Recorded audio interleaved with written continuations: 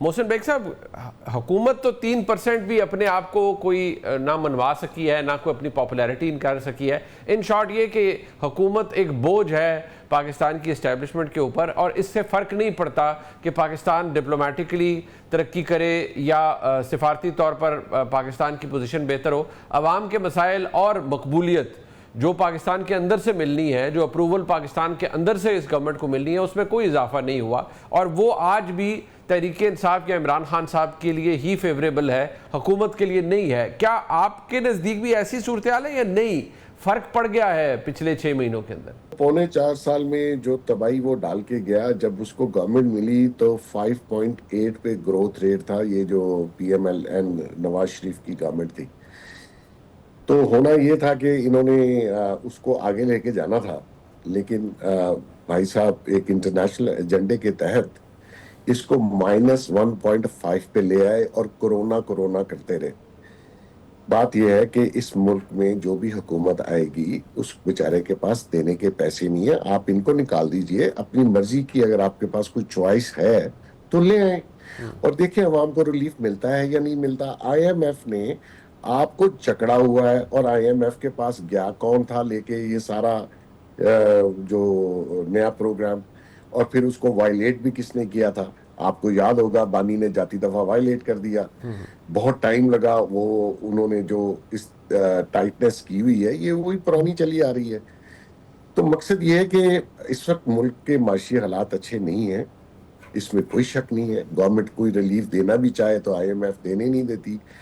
یہ جو آپ کا پراپرٹی کا سیکٹر ہے اور یہ جو آپ کی انڈسٹری ہے، اس کے جو لاز ہیں، جو ٹیکسز ہیں، یہ سب آئی ایم ایف کی ریکمنڈڈ ہے. میں تو عذرائے مذاق کسی دوست کو کہہ رہا تھا کہ سعودیہ کو صرف کہیں ہمارا اور کچھ نہ کریں، ہماری آئی ایم ایف سے جان چھڑوا دے تو آپ کے حالات دنوں میں بدل جائیں گے. تو یہ کہنا کہ جی اس گورنمنٹ نے پاپولیرٹی حاصل نہیں کی، بھائی پاپولیرٹی کہاں سے حاصل کریں گے؟ ان کے پلے شے کیا ہے؟ یہ بیچارے تو کچھ دے نہیں سکتے، اور جمہوریت کی بات سارے کرتے ہیں.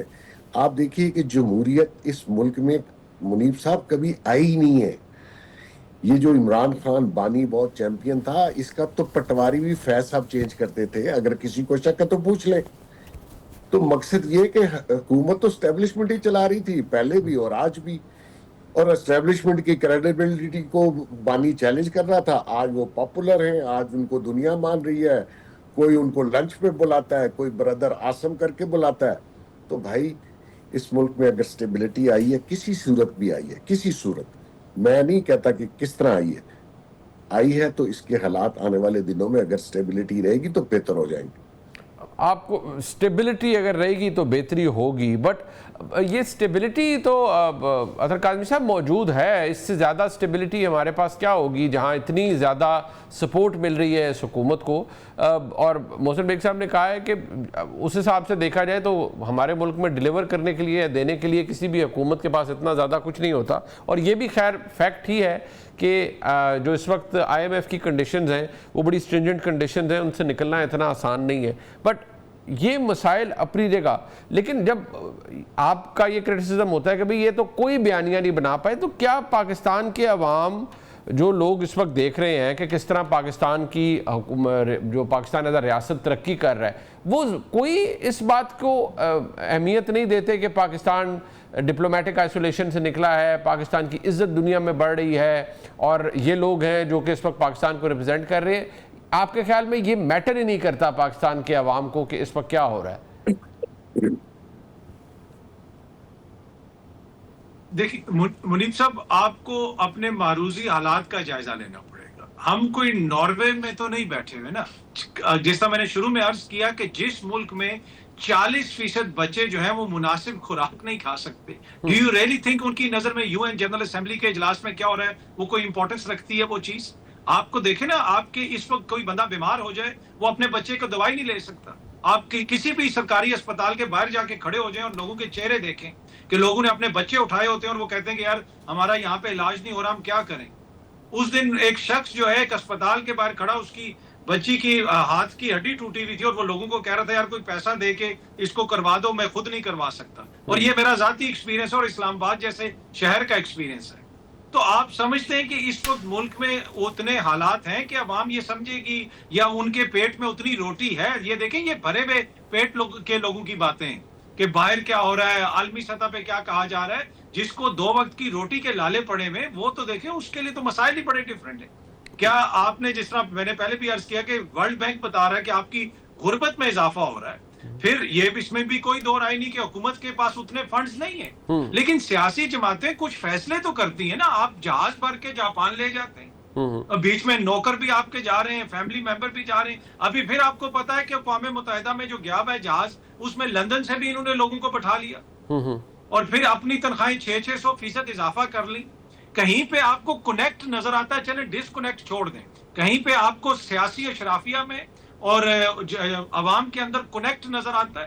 کیا وہ ریلیٹیبل ہے کہ کہیں پہ یہ ایک دوسرے سے ریلیٹ کر سکیں؟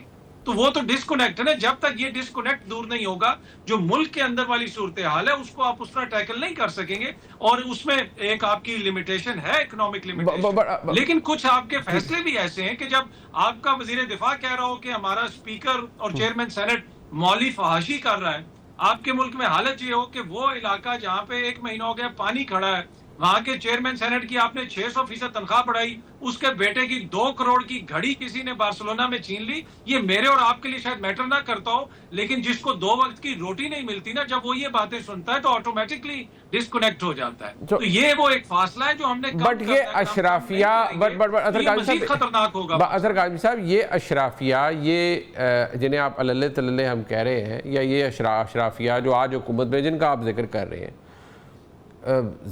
چلیں بہت فرق ہوگا، لیکن کیا آپ کے نزدیک جب یہ حکومت نہیں تھی تو اس وقت یہ اشرافیہ، یہ لوگ کیا حکومتوں میں موجود نہیں تھے؟ کیا اسی طرح کے طرز عمل نہیں تھا؟ اسی طرح کے اللہ تللے، اسی طرح کی شاہ خرچیاں، اسی طرح کے اپنے ذاتی فائدے اور کانفلکٹ آف انٹرسٹ کے معاملات پہلے موجود نہیں تھے آپ کے نزدیک؟ یہی تو میں آپ سے عرض کر رہا ہوں کہ یہ ہماری 78 برس کی کہانی ہے. یہ ڈسکنیکٹ کوئی ایک دن میں تو پیدا نہیں ہوتا. آپ پیچھے گورنمنٹس دیکھ لیں، آپ اس میں تحریک انصاف کی حکومت دیکھیں، اس سے پیچھے میاں صاحب کی حکومت دیکھیں، بہت ساری چیزیں دیکھیں. لیکن پھر کچھ ڈائنامکس چینج ہوئے کہ ایک آپ کے ملک کا سیاسی ماحول تھوڑا تبدیل ہوا، پھر اب ایک فارم 47 کی اور 45 کی بحث بھی لگی. تو یہ وہ ساری چیزیں، پھر ایک سوشل میڈیا کا دور ہے، لوگ دنیا کو بھی دیکھتے ہیں، سب کچھ ہے. تو اس کی وجہ سے چیزیں مزید اس میں فیول ایک طرح سے ایڈ ہوا. لیکن میں اس سے 100% ایگری کرتا ہوں کہ اس میں تمام حکمران اشرافیہ، جب پارلیمنٹ کے اندر تنخواہیں بڑھی ہیں تو کیا پی ٹی آئی والوں نے کہا ہے کہ ہم نے تنخواہ نہیں لینی؟ وہ ادھر نعرے تو لگاتے رہے، لیکن سب سے پہلے انہوں نے صبح جا کے بینک اکاؤنٹ چیک کیا کہ پیسے پہنچے یا نہیں پہنچے. جنہوں نے کمیٹیاں چھوڑی ہیں وہ گاڑیاں چھوڑنے کے لیے تیار نہیں ہیں، وہ مراد چھوڑنے کے لیے تیار نہیں ہیں. تو میں پولیٹیکل اشرافیہ کا ڈسکنیکٹ کی بات کر رہا ہوں.